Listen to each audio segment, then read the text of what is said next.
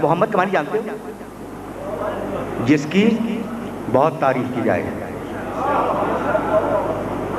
یہ جو میم پہ تشدید ہے نا، باب تفعیل، میں نے مولانا کو متوجہ کیا. باب تفعیل سے، تحمیل سے، محمد یہ تشدید ہے. اور اللہ کا نام کل میں بتا کے گیا ہوں، محمود ہے نا. اللہ محمود، رسول اللہ محمد. محمود جس کی تعریف کی جائے، محمد جس کی بہت تعریف کی جائے.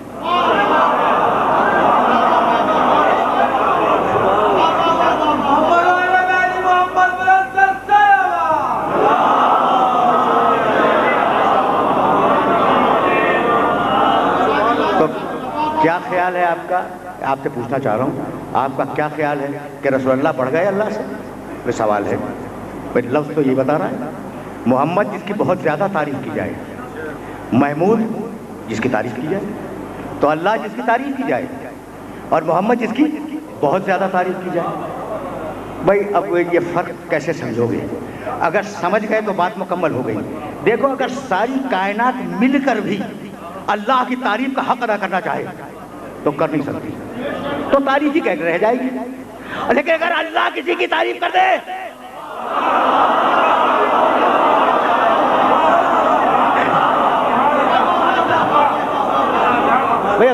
اگر اللہ کسی کی تعریف کر دے تو بڑی تعریف ہوگی یا نہیں؟ تو محمود اللہ، محمد رسول. رک جاؤ، خدا کی قسم رک جاؤ. محمد میرے رسول کا نام ہے. اور اب جملہ سنو گے، اور اگر یہ جملہ تم محفوظ رکھ سکو تو پھر آج میری محنت سوارت ہو جائے گی. حدیث کی کتابوں میں انہیں دیکھا ہے کہ پیغمبر اکرم نے ارشاد فرمایا کہ یہ لفظ محمد یہ اللہ نے عرش کے حجابوں میں چھپا کے رکھا تھا میرے لیے. میں پوری طرح محسوس کرو تو آگے بڑھوں گا. جہاں جہاں میرے سننے والے سن رہے ہیں، جہاں جہاں میرے سننے والے سن رہے ہیں، ان سب کو مخاطب کر رہا ہوں. ان سب کو ذرا کبھی کبھی پیغمبر اکرم کی منقبت بھی سن لیا کرو. سمجھ رہے ہو نا اس جملے کی گہرائی کو، کہ کبھی کبھی پیغمبر اکرم کی منقبت بھی سن لیا کرو. تو محمد کا لفظ کہاں تھا بھائی؟ عرش کے حجابوں میں چھپا ہوا. کسی کی نگاہ پڑ نہیں سکتی، عرش کے پردوں میں ہے. عرش کے پردوں میں لفظ محمد. اچھا تو جب بچہ پیدا ہوا تو محمد نام کس نے رکھا؟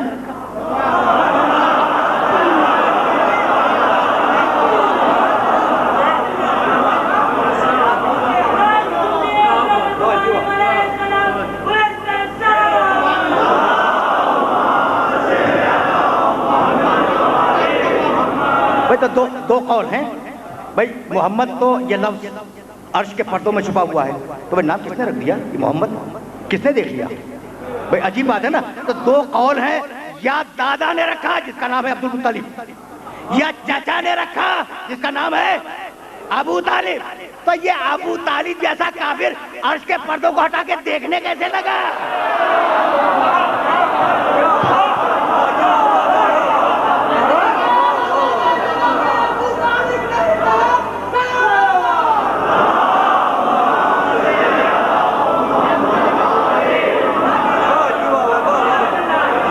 ٹھیک ہے. اچھا یہ نوجوان ابو طالب کے نام پہ خوش ہو رہا ہے، یعنی اتنی تعریف میں نے پیغمبر اکرم کی بیٹھا سنتا رہا، خوش بھی ہوتا رہا، لیکن یہاں تو خوش ہو گیا وہ. تو اب اس نوجوان کو جملہ تو ہدیہ کر ہی دوں نا. اب میں کیا کروں؟ یعنی وہ چچا کتنا بالغ نظر تھا اور کتنی گہری نظر رکھنے والا تھا کہ عرش کے پردوں کو ہٹا کر نام کو دیکھ لیا. بھائی یہ جو ابو طالب سے دشمنی ہے نا، میرے جملے کو ذہن میں رکھنا، یہ جو ابو طالب سے دشمنی ہے، یہ دشمنی فضیلت کی دشمنی ہے. جملہ سننا، یہ دشمنی فضیلت کی دشمنی ہے. اس لیے کہ کافر پالنے کا موقع ہر بزرگ کو ملا تھا، لیکن نبی پالنے کا موقع ابو طالب کے علاوہ کسی کو نہیں.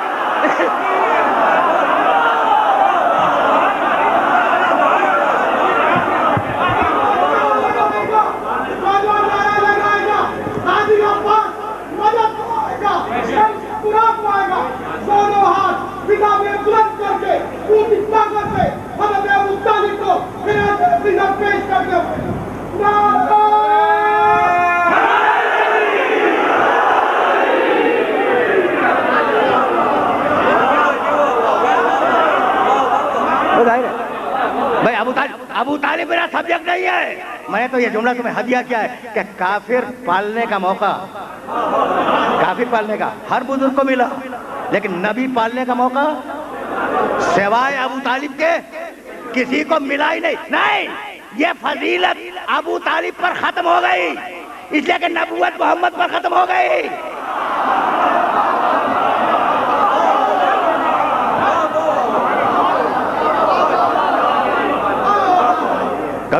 کبھی میں نے جملہ کہا تھا اور یہ جملہ تمہیں ہدیہ کروں، پھر میں لفظ محمد کی طرف واپس جاؤں گا. میں چاہ رہا ہوں کہ یہ بات تم تک پہنچ جائے. بھئی عجیب بات ہے نا، میں نے دیکھا، نام رکھ دیا، پیدا ہوا انہی کے گھر میں، بار بار کے بتلا چکا ہوں میں. ابو طالب کے گھر میں بچہ پیدا ہوا، نام بھی رکھا محمد، ٹھیک ہے نا، اور اب حفاظت کے لیے ساتھ ساتھ رہتے ہیں. بھول گئے؟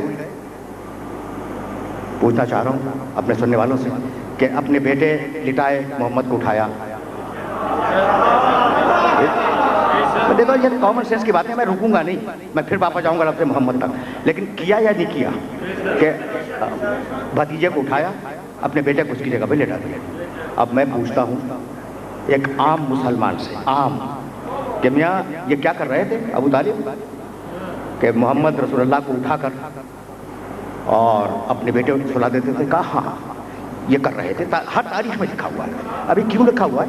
کہ ابھی بات یہ ہے کہ ابو طالب کے علم میں بات آ گئی تھی کہ یہودی اور عیسائی اسے قتل کر دیں گے، اس لیے وہ حفاظت کر رہے تھے. ان کے علم میں بات آ گئی تھی. ہاں ٹھیک، علم میں آ گئی. ابو طالب کے علم میں بات آئی تھی کہ اہل کتاب محمد کو قتل کر دیں گے، اس لیے انہوں نے حفاظت کا یہ طریقہ بنایا تھا. تو ہم نے یہ پوچھا کہ بھائی ابو طالب پہ الہام ہوا تھا،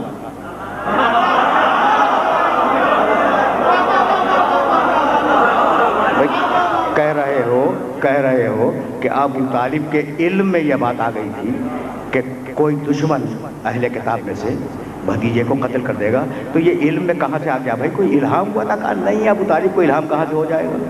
اچھا بھائی تو نہیں ہوا تو انہیں پتہ کیسے چل گیا؟ کہنے لگے بات یہ ہے، یہ جو مسلمان جواب دیتا ہے وہ جملہ تمہیں ہدیہ کروں گا اور پھر میں آگے بڑھ جاؤں گا. کہنے لگے بات کل اتنی سی ہے کہ ابو طالب اپنے بھتیجے کو شام کے سفر پہ لے گئے تھے اور وہاں ایک عیسائی راہب نے دیکھا اس بچے کو، محمد رسول اللہ کو، اور کہنے لگا ابو طالب تمہارا یہ بھتیجا نبی ہونے والا ہے، مستقبل کی آخری نبی ہے، اور یہودی اسے قتل کر دیں گے، اسے بچاؤ. ابو طالب نے پوچھا تمہیں کیسے پتا چلا؟ کہا میں چہرے پر نور نبوت دیکھ رہا ہوں، میں چہرے پر نور نبوت دیکھ رہا ہوں، اس بچے کے چہرے میں نور ہے. کس نے کہا بھائی؟ عیسائی راہب نے. تو اب مجھے شکایت کرنے کا موقع تو دے دو کہ میرے محمد میں جو نور عیسائی کو نظر آ گیا آج تک ملا کو نظر نہیں آیا.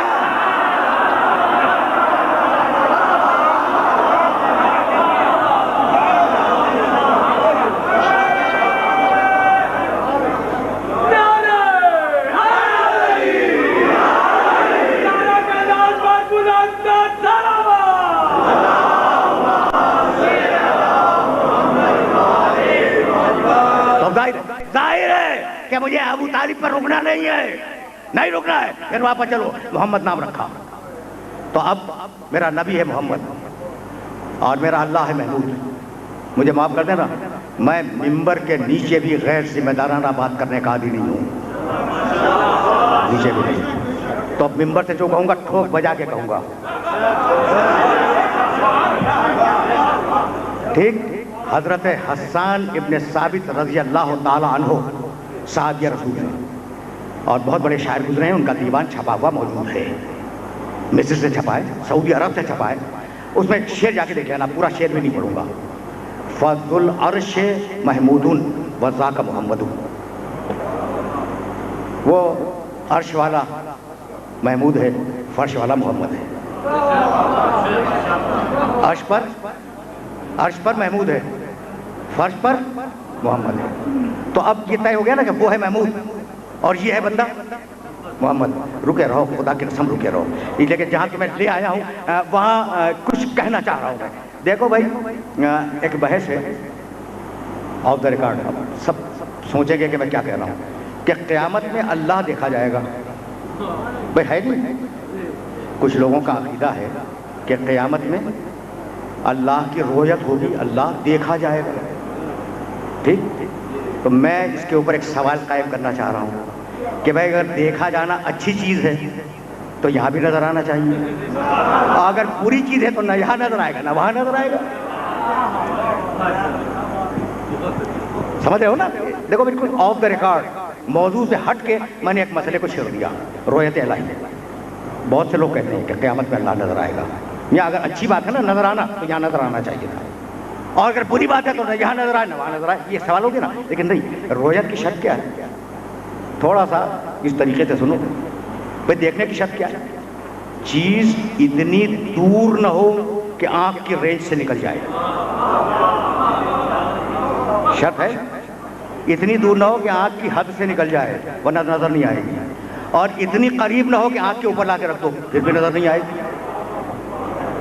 تو کیا شرط ہے؟ کہ نہ دور ہو نہ قریب ہو، درمیان میں ہو، جبھی تو چیز نظر آئے گی. اللہ اتنا دور کہ خلاؤں میں گئے نہیں ملا، اور اتنا نزدیک کہ رگے گردن سے زیادہ قریب.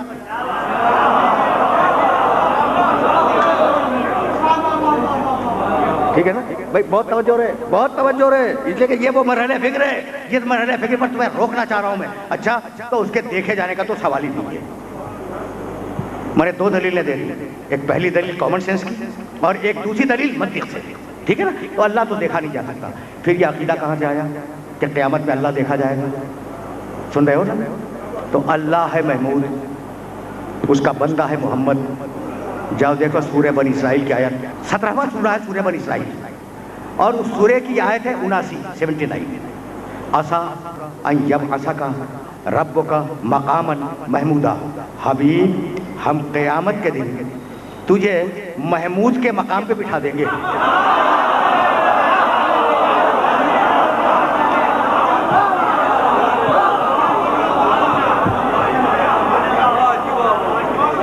عجیب ہے، عجیب، خدا کی قسم.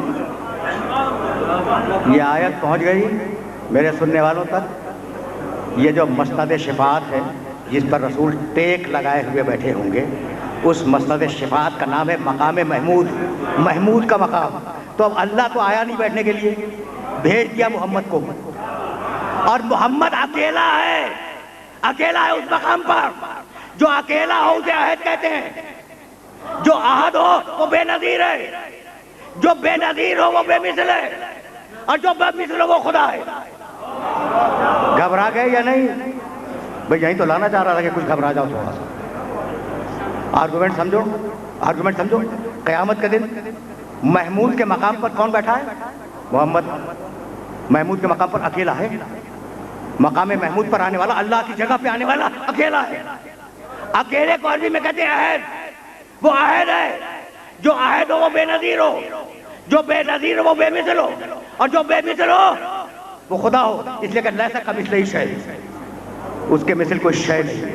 تو جتنی خطرے میں توحید آج ہے اتنی خطرے میں تو کبھی نہیں تھی. بھائی کچھ سمجھ میں آیا؟ اچھا بھائی پوری طرح گھبرا جاؤ تو جملہ کہوں گا، پوری طرح گھبرا گئے. اور اسی کی تمہید میں نے یہ جملہ کہا تھا کہ میں ممبر سے غیر ذمہ دارانہ بات کرنے کا عادی نہیں ہوں. تو اللہ نے اپنے مقام پر محمد کو بٹھا دیا. محمد بیٹھ تو گئے لیکن بے مثل ہے، بے نظیر ہے، یکتا ہے، احد ہے، صمد ہے. پوری توحید خطرے میں ہے. اب محمد جیسا کوئی اور آ جائے تو توحید بچے. آواز آئی یا علی، لیواء الحمد لے کے محمد کے پیچھے کھڑا ہو جا.